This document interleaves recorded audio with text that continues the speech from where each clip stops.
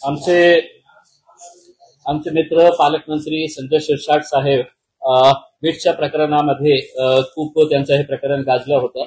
आता त्याच्यानंतर अजून एक प्रकरण आलेलं आहे जे MIDC शी संबंधित आहे. MIDC मध्ये 2 मोठे प्लॉट्स होते. ते ट्रक टर्मिनस साठी रिझर्व्ह होते. हे सगळे डॉक्युमेंट्स आहेत. ते ट्रक टर्मिनस साठी रिझर्व्ह होते. पण संजय शिरसाट साहेबांच्या मुलांना तिथे एक अल्कोहोलची काही केमिकल फॅक्टरी, दारूच्या साठी लागणारी काही केमिकल फॅक्टरी त्यांना सुरू करायची होती. मग MIDC ने काय केलं, ते एक जे प्लॉट ट्रक टर्मिनस साठी रिझर्व्ह होतं ते प्लॉट त्यांनी डी रिझर्व्ह केलं आणि ते प्लॉट संजय शिरसाट साहेबांच्या मुलांना देण्यात आला. आता त्यांनी एक कंपनी एस्टॅब्लिश केली कॅमिओ डिस्टिलरीज नावाची. त्या कॅमिओ डिस्टिलरीज मध्ये 3 पार्टनर्स होते. एक संजय शिरसाटचा मुलगा होता सिद्धांत, त्यांची बायको होती विजया संजय शिरसाट, आणि तिसरे होते एक अमीन बिल्डर, भावेन अमीन नावाचे. ते सगळे डॉक्युमेंट्स त्यांनी दिलं, लँड एक्वायर करून घेतलं आणि लँड मिळाल्यानंतरच इमिजिएट भावेन अमीन त्या कंपनीतून बाहेर पडलं. आणि मग MIDC ने एक प्रस्ताव त्यांना पाठवलं. हे फक्त 2-3 महिन्यामध्ये हे सगळं झालं. त्यांनी एक प्रस्ताव पाठवलं की आम्हाला हे डी रिझर्व्ह आम्ही केलेलं आहे. आता हे प्रायोरिटीने हे लँड अलॉट करायचं आहे आणि प्रायोरिटीने लँड अलॉट करताना कशासाठी आपल्याला अलॉट करायचं आहे हे त्यांनी सांगितलं. आणि त्यांनी हे प्रायोरिटी लँड अलॉटमेंट कुणाला, सिद्धांत संजय शिरसाटला. कंपनीचं नाव आहे कॅमिओ डिस्टिलरीज प्रायव्हेट लिमिटेड. आणि याच्यामध्ये ते काय तयार करणार होते तर केमिकल्स. लँड किती पाहिजे, जितकं लँड डी रिझर्व्ह करण्यात आलं होतं एक्झॅक्टली तितकंच 21,275 स्क्वेअर मीटर डी रिझर्व्ह केली होती आणि इतकंच लँड त्यांना पाहिजे होतं. तर ते लँड त्यांना अलॉट झाली.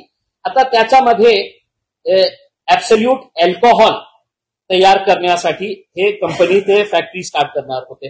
आणि किती मोठी कंपनी आहे, 105 कोटी 105 crores 89 लाख रुपीज, म्हणजे सरासरी 106 कोटी रुपये, 106 करोड रुपीची कंपनी. आता हे कंपनी एस्टॅब्लिश करण्यासाठी तुम्हाला स्वतःचा कॉन्ट्रीब्युशन करावं लागतं, जे तुम्ही ऍप्लिकेशन मध्ये दिलेले आहे. आणि ऍप्लिकेशन मध्ये म्हटलेले आहे की 26 कोटी 26 crore 47 लाख रुपीज मी माझ्या स्वतःचा कॉन्ट्रीब्युशन करणार आहे. सेल्फ कॉन्ट्रीब्युशन माझ्या खिशातून मी 26 कोटी 47 लाख रुपीज देणार आहे आणि बँकेतून कर्ज घेणार आहे 79 crore 42 लाख रुपीज आम्ही बँकेतून कर्ज घेणार आहे. माझा प्रश्न हे आहे की हे जे 26.5 कोटी रुपये तुम्ही सेल्फ करणार होते तर कुठून घेणार होते, कोण तुम्हाला पैसे देणार होते, आणि बँकेतून तुम्ही घेणार होते ते वेगळी गोष्ट आहे. तर हे फायनान्स कुठून आणणार होते.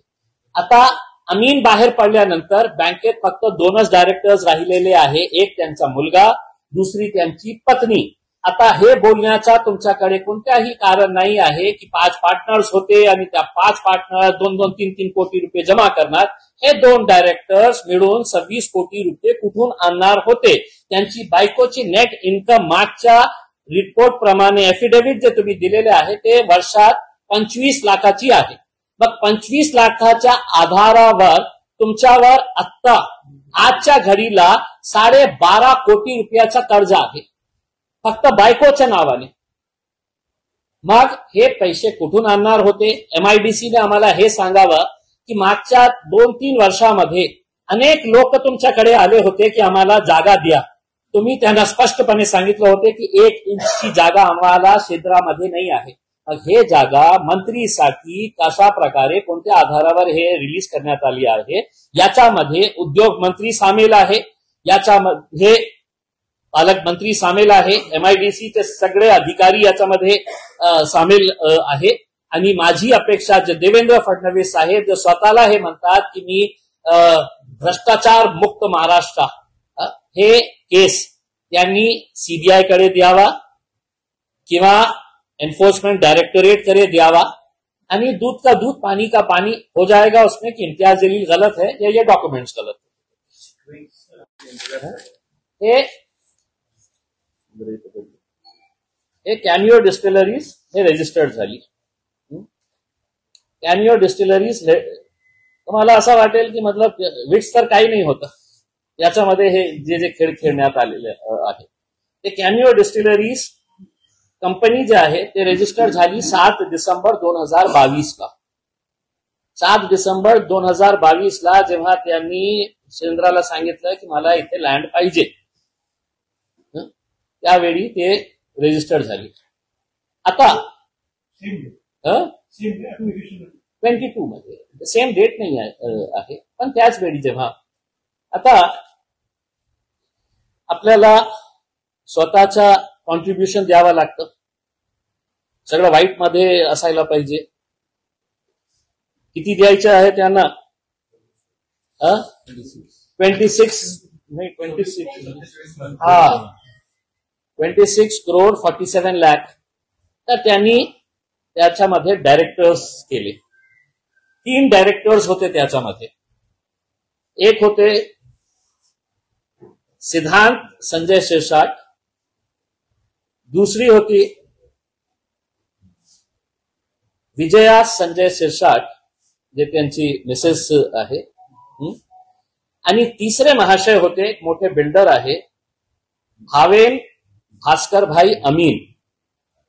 भावेन अमीन जे ज्यांनी ते घर बांधले आणि तिथेच साहेब राहतात आपले, तेच बिल्डर आहे, ते डायरेक्टर होते याच्यामध्ये. कंपनी जेव्हा त्यांनी इन्कॉर्पोरेट केली, कशासाठी केले हे? भावेन अमीनला याच्यामध्ये आणण्याचं कारण काय आहे? कारण 26 कोटी तर आम्ही दाखवू शकत नाही आमच्याकडे आहे, कारण आपण तर गरीब आहे.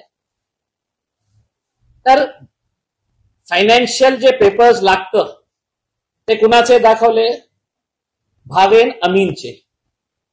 आता हे मोठा बिल्डर आहे भावेन अमीन, आणि हे भावेन अमीन साहेब जे आहे ते डायरेक्टर होते. ऑगस्ट मध्ये हे झालं डीरिझर्व. सप्टेंबर मध्ये त्यांनी तातडीने हे करा, अलॉट करा लँड. ते नोव्हेंबर 2023 मध्ये जेव्हा लँड अलॉट झाली तर भावेन अमीन बाहेर पडले. ते डायरेक्टर राहिले नाही, ते फक्त कागदापुरती होते की डॉक्युमेंट दाखवण्यासाठी माझा फायनान्शियल हे बघा इतका आहे. 6 कोटी जे लँड आपल्याला विकत घ्यायचे आहे, 6 कोटीपेक्षा जास्त, ते आम्ही यांच्या डॉक्युमेंटच्या आधारावर. आता हे अमीन साहेब काय केलं? भावेन अमीनने, चांगलं बिल्डर आहे, तर त्यांनी रिझाईन केलं. नोव्हेंबर 2023 मध्ये रिझाईन केलं, बाहेर पडले कंपनीतून. आता 2च डायरेक्टर्स राहिले. लेटेस्ट कालचा तुम्ही कंपनीचा हे घेतलं तर तुम्हाला कळेल की 2च डायरेक्टर्स राहिलेले आहे. आदरणीय पालकमंत्री संजय शिरसाट साहेबांची पत्नी विजया संजय शिरसाट आणि दुसरं सिद्धांत संजय शिरसाट, हे याच्यामध्ये राहिले. प्रश्न हे येतो की जे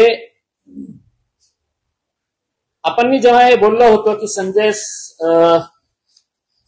विट्स विकत घेताना 5 पार्टनर्स होते,